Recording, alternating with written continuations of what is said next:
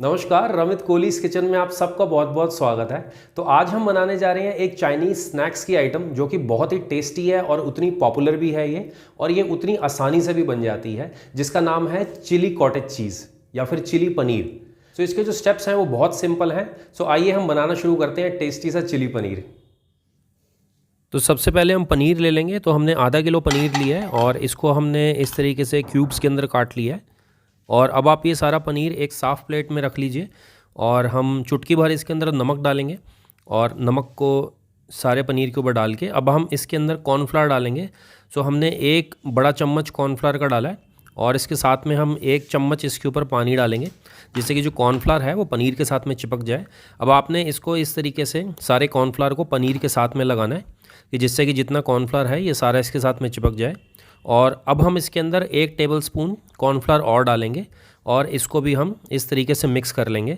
तो आपने कभी कॉर्नफ्लावर का बैटर बना कर नहीं डालना, इसी तरीके से हम सूखा कॉर्नफ्लावर लगाते हैं कि जिससे कि जो पनीर है वो हमारा क्रिस्पी हो जाए और उसके ऊपर एक क्रंच आ जाए फ्राई करने के बाद में, मगर उस पर बैटर ना कोट हो। सो इसके लिए हम सूखा कॉर्नफ्लावर इस तरीके से इस पर लगाते हैं।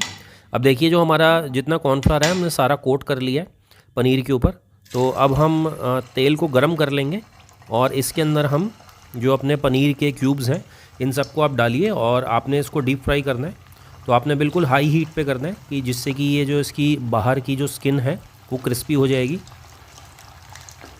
तो देखिए इस तरीके से आपने गरम तेल में पनीर के जितने देखिए पीस हैं ये आपने अलग अलग करके डालने हैं कि जिससे कि जब ये एक साथ अगर आप डाल देंगे तो हो सकता है कि ये आपस में चिपक जाए। सो इस तरीके से आपने तेल के अंदर आप सारा पनीर छोड़ देंगे और इसको अब हम फुल आंच के ऊपर डीप फ्राई करेंगे। तो धीरे धीरे जब आप देखेंगे, आप जब इसको कुक करेंगे तो धीरे धीरे ये जो सारे पनीर है ये पीसेस सारे अलग हो जाएंगे। और जब ये पनीर तेल के ऊपर आके तैरना स्टार्ट कर दे तो इसका मतलब है कि अब ये जो हमें स्टेज चाहिए थी गोल्डन ब्राउन स्टेज, तो वो हो गई है। तो तब तक आपने इसको इस तरीके से हिलाते रहना है और इसको अच्छे से फ्राई और क्रिस्पी होने देना। अब देखिए जितना पनीर था ये सारा ऊपर तैरना स्टार्ट कर दिया है। तो अब ये जितना हमें चाहिए था उतना ये अच्छा गोल्डन ब्राउन कलर इसका आ चुका है। तो अब हम इसको तेल से अलग निकाल लेंगे। तो चाइनीज़ खाने के अंदर ये जो पहले फ्राइंग होती है, जो भी हम मेन डिश की जो भी बना रहे होते हैं, तो ये बहुत ज़रूरी होती है कि यही जो इसके अंदर क्रंच लेके आती है। तो अब हम एक साफ़ कढ़ाई लेंगे अलग से और इसके अंदर हम 3 बड़े चम्मच रिफाइंड ऑयल के डालेंगे और हमारी आंच एकदम फुल पे है इस टाइम। और हमारा तेल जैसे अच्छा गर्म होगा तो इसके अंदर हम 2 बड़े चम्मच गार्लिक चॉप डालेंगे और इसके साथ में हम 2 बड़े चम्मच जिंजर चॉप डालेंगे और इन दोनों को हम अच्छे सौते कर लेंगे। तो आपने सिर्फ इसको तकरीबन 40 से 45 सेकंड के लिए इसको सौते करना है कि जब तक कि ये जो गार्लिक है ये पारदर्शी स्टेज पे ना आ जाए। हमने इसको गोल्डन ब्राउन नहीं करना।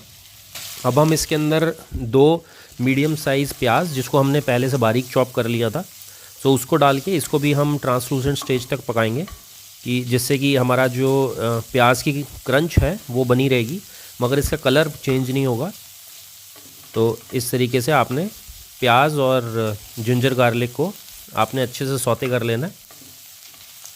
तो अब देखिए इसका जो धीरे धीरे जो ये हमारा प्याज है ये ट्रांसलूसेंट स्टेज पे अब आना स्टार्ट हो गया है। तो अब हम इसके अंदर 5 से 6 होल गार्लिक के क्लब्स डालेंगे।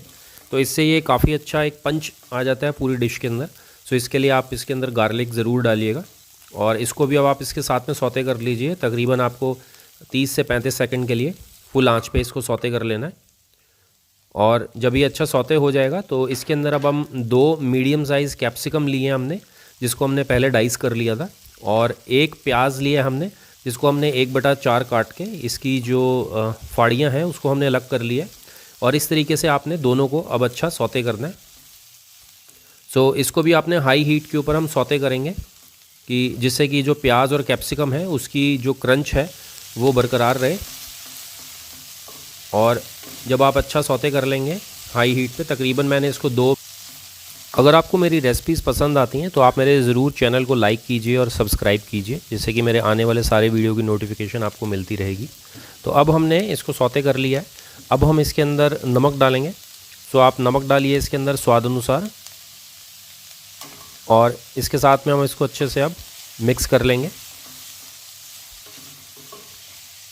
मिक्स करने के बाद में अब हमारी जो हीट है उसको मैंने रिड्यूस नहीं किया, तो इसके साथ में अब हम इसके अंदर 1 छोटा चम्मच लाल मिर्च पाउडर डालेंगे और इसको भी आप तकरीबन 15 से 20 सेकंड के लिए आप इसको हाई हीट पे एक बार सौते कर लीजिए।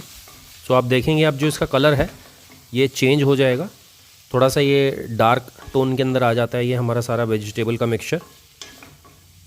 तो अब हम अपनी जो आँच है उसको हम सौते करने के बाद में हम आँच को अब हम सिम पे कर लेंगे और सिम पे करने के बाद में अब जो इसका कुकिंग प्रोसेस है हम इसको रोकेंगे। इसके लिए अब हम इसके अंदर पानी डालेंगे।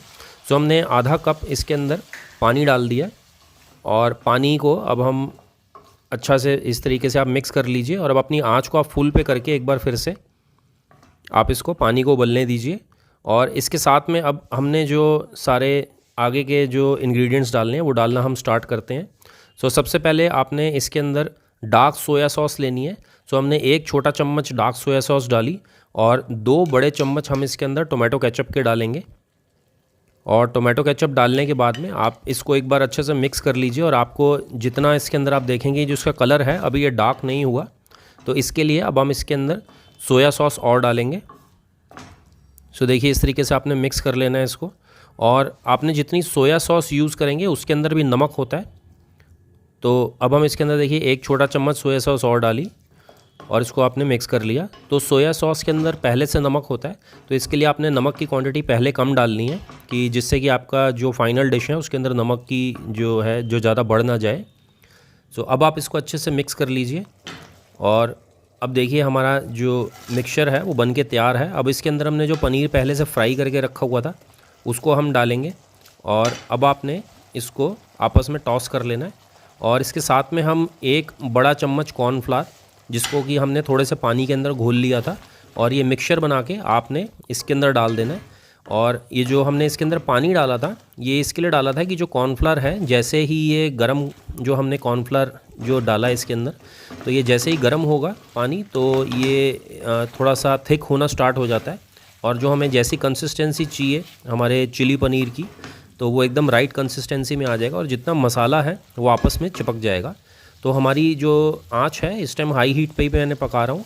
तो अब हमारा चिली पनीर देखिए जो है बन गया है। अब हम इसके अंदर 1 चम्मच हमने इसके अंदर कोरिएंडर डाला और जो हमारी आँच है उसको हम बंद कर देंगे और कोरिएंडर डाल के इसको आप अच्छे से मिक्स कर लीजिए। और स्वाद के लिए अब मैं थोड़ा सा और इसके अंदर कोरिएंडर डालूँगा और फाइनली अब आप इसको अच्छे से आपने मिक्स कर लेना।